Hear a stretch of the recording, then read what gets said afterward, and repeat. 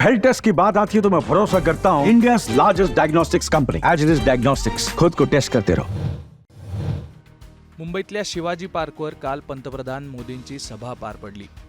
मुख्यमंत्री एकनाथ शिंदे, उपमुख्यमंत्री देवेंद्र फडणवीस यांच्यासह मुंबईतले सर्व महायुतीचे उमेदवार आणि नेते या सभेला उपस्थित होते। सभेसाठी भव्यदिव्य तयारी करण्यात आली होती। मात्र या सभेला गर्दी झाली नसल्याचा दावा विरोधकांकडून करण्यात येतोय। उद्धव ठाकरेंच्या शिवसेनेकडून एक व्हिडिओ शेअर करण्यात आला असून त्यात या सभेमध्ये खुर्च्या रिकाम्या असल्याचं दाखवण्यात आलंय। मोदींची शिवाजी पार्कची सभा रिकाम्या खुर्च्यांमुळे गाजली असं कॅप्शन या व्हिडिओसोबत शेअर करण्यात आलंय।